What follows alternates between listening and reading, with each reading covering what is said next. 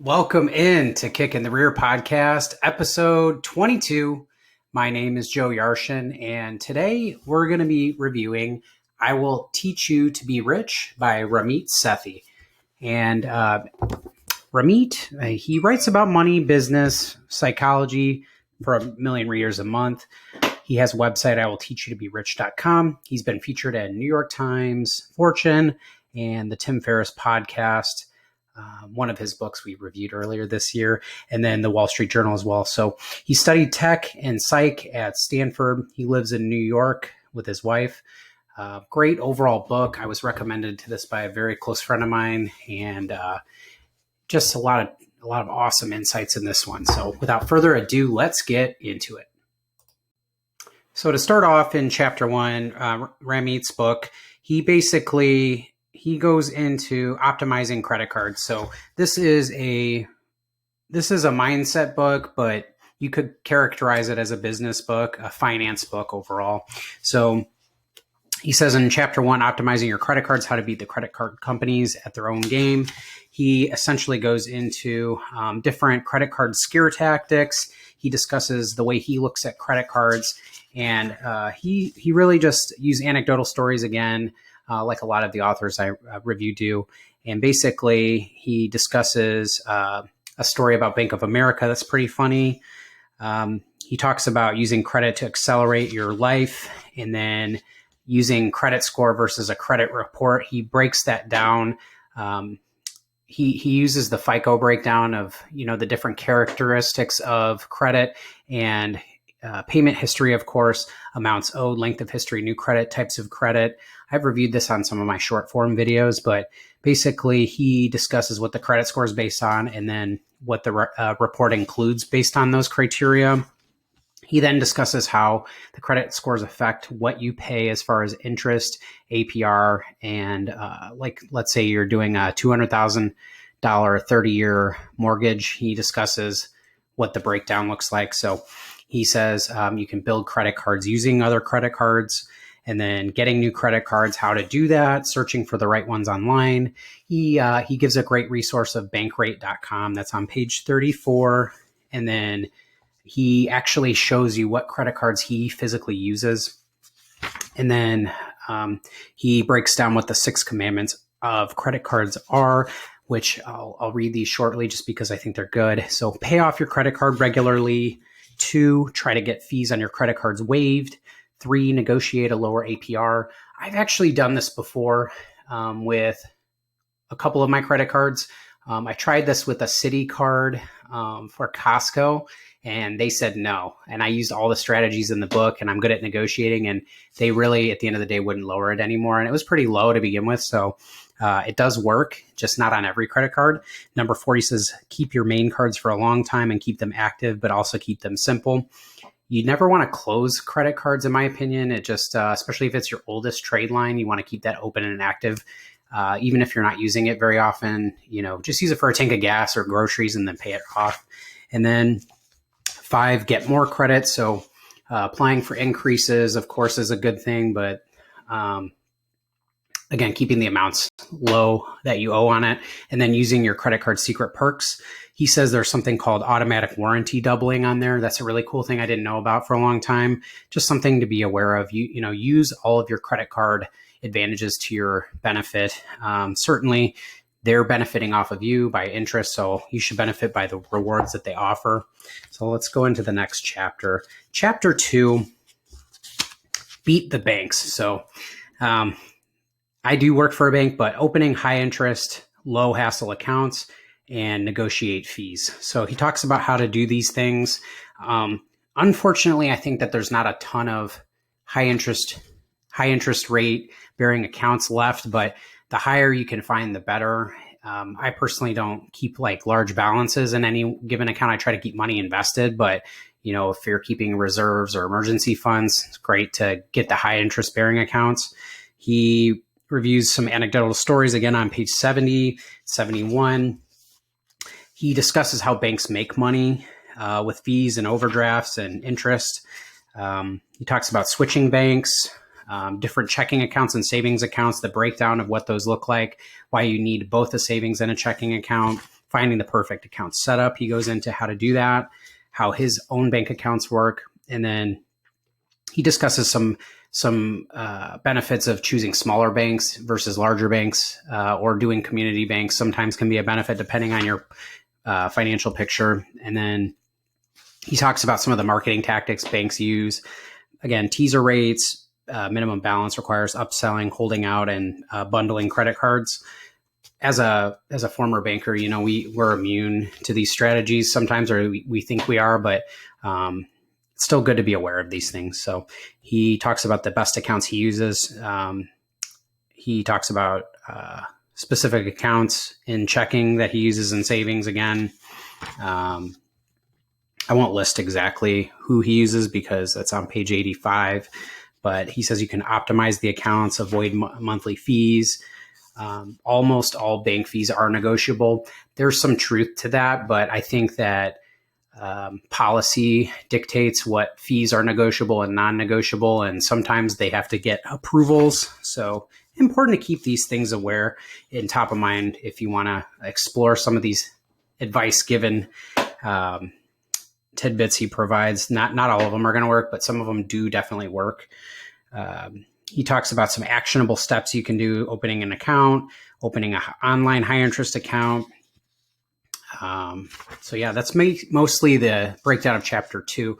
In chapter 3, he says, get ready to invest. So open your 401k and Roth IRA, even with just $50. So he breaks down what is a 401k, stats about people and 401ks, talks about basically the time horizon of people investing, when they invested and how they invested and what that translates to over time. He talks about different misconceptions about investing in IRAs. So he goes kind of into that as well. Moving on, investing is the single most effective way to get rich. Heard this by a lot of different authors, walks of life, but I circled page 105 because he has different ladders of personal finance. So he goes into 6 different rungs of personal finance. This is a great page. If you do pick up this book, page 104 and 105, Mastering Your 401k, using pre-tax money. With this 401k, employer match equals free money. So if you have a 401k, usually you want to at least contribute the minimum amount to get your match. A lot of people know this, but maybe don't take advantage of it.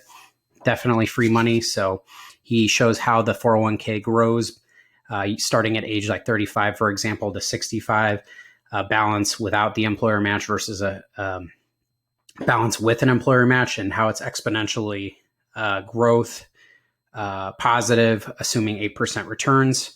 So again, just a conservative estimate on there, but I liked it. Very cool. Common concerns about 401ks. He talks about those. Summary of the 401k advantages, Roth IRA advantages, just really cool stuff in here. If you don't know the difference between a traditional and a Roth, it's just it's a great masterclass here. Great high level overview. Let's skip ahead here. Page 126 in chapter 4. It's all about conscious spending. So how to save hundreds per month and still buying what you love. So this author really goes into the importance of investing, but more importantly, not giving up your lifestyle necessarily while investing. So he's a firm believer in conscious spending and spending money on things that matter to you rather than always sacrificing. A lot of the entrepreneurs and gurus and finance geeks out there, they'll discuss like sacrificing your day-to-day coffee or whatever. But if coffee makes you happy, get the coffee, cut back on some other area of your life that you don't care about as much. So I like that piece of advice that he goes into the book. Let's see. He talks about some different psychological strategies for spending, which I liked as well, and budgeting. Skip to the next chapter. So chapter 5, save while sleeping. So making your accounts work together automatically. So he talks about connecting like your bill payment and your checking and savings and investment accounts to work automatically in a way that's going to help you make money while you sleep. And then managing your money, it only takes 90 minutes to do the different categories of spending, your fixed cost investments, savings, and spending money. He talks about the breakdown there, which I love. He talks about the automatic money flow by setting up these accounts and then automating your money, how it works. So he uses an example of your salary and your 401k and how it breaks down into your checking and savings, Roth IRA, credit cards, and bills, how to connect the accounts, linking the accounts, automatic transfers. This is just a really good, I would say this is probably the most important chapter if you're new to personal finance, or if you're at least looking into it. It's great to have a holistic viewpoint and process for setting everything up. Chapter 6 is the myth of financial expertise. So why professional wine tasters and stock pickers are clueless and how you can beat them. So again, he believes in a lot of personal responsibility in your financial picture, and you don't always need financial experts to become financially free and to be financially literate. So he says, I bet you don't need a financial advisor on page 197. And he kind of just talks about what he means by that. He talks about how wealth managers try to recruit him, what really goes into choosing a financial advisor and why you may or may not want one or need one. I think if you know nothing about it, maybe it's a good idea, but I always default to self-discovery, self-learning first, and then getting help from experts never hurts. So chapter 7, he talks about investing isn't only for rich people. Spend the afternoon picking a simple portfolio that will make you rich. Automatic investing, lowering your expenses. He talks about the magic of financial independence. And then he talks about the retiring early strategy. So FIRE, so retiring early, independence, retiring early, FIRE, lean FIRE, fat FIRE, just some acronyms that he goes into that kind of just explains his viewpoints on everything and how to do it. He talks about the pyramid of investing options, the building blocks of investing, bonds, stocks, all that good financial literacy terminology for the average person to understand. Importance of being diversified. Again, depending on who you listen to, I think some people really are all in on being diversified, and some people are all in on one sector, one industry, and then diversifying out once you've made it. So let's go into the next chapter. It talks about the rule of 72, asset allocation. So if you're unfamiliar with index funds or different portfolios and products in the stock market, he kind of gives you a high level overview. Chapter 8, 2 more chapters here. So chapter 8, how to maintain and grow your system. So after you've done the hard work, what's next? Here's how to maintain and grow your financial infrastructure to achieve your rich life. So be honest about why you want more and what you want, how to accumulate more and grow faster, and feeding your unique system, rebalancing your investments, balancing your portfolio. On page 268, 269, there's a great graphic here that kind of shows everything. Stop worrying about taxes. So get a tax professional. He talks about more advice about investments and taxes. Annual financial checklist on page 274. And then in the last chapter, it is all about a rich life. So the finances of relationships, weddings, buying a car, your first house, and more. So really, he just ties this in again into being a person, having money work for you and what's important to you and being honest about that. And he just discusses all the different various aspects of life where you kind of just be honest with yourself about your goals and what you want. So that's kind of the end of this book. But again, I love this one. This is one of the first books I ever read on personal finance. And again, it was by the recommendation of a friend. So it's a New York Times bestseller. Love this book. Highly recommend it. I would say 8 or 9 out of 10. It's a little wordy at times, but a lot of good tidbits in there. If you like today's episode, please like, review, share with anyone you know that's interested in financially related topics and specifically real estate investing, bippity boppity investment property. We will see you next week. Take care.